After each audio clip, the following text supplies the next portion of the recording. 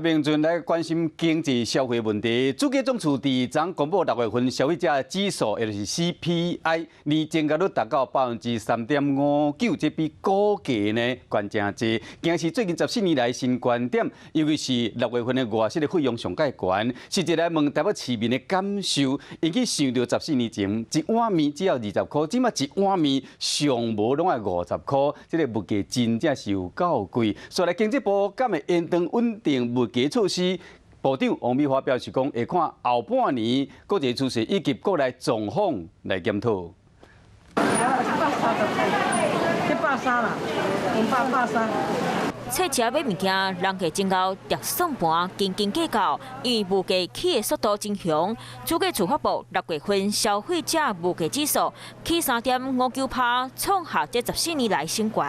阳春面之前都是15年前差不多在20、25那里啊，现在都一碗阳春面2个小菜就要100多了。鸡蛋以前200-300块一箱，现在一箱1000。还有那个沙拉油，以前一桶大约200-300块，现在一桶1000块。但是这一次的通膨不太一样，这一次的通膨就是需求拉抬的这个成分很有限。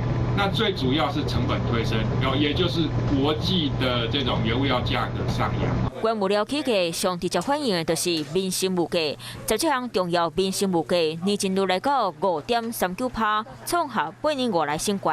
尤其菜钱起上济，和去年同期比较起7.27%，主要是卵和肉类全部起价，尤其卵的价数嘛起29.11%，果子受到天气影响起25.31%，民众常在伫路口食的嘛起6.38%。简单来讲，若是以逐个月开8万块的家庭来讲，逐个月所开的比去年加超3000块左右。在去年的5月16号到7月26号是3级警戒，好，所以是在那个时间点，那个消费啊相关的就比较低迷。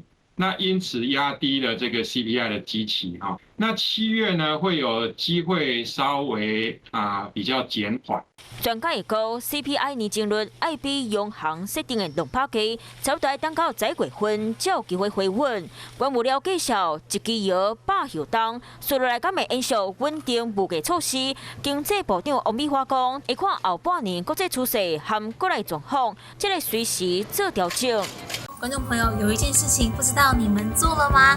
那就是赶快来订阅我们的 CH52华视的频道，而且记得哦，一定要帮我们分享、按赞，还要开启小铃铛。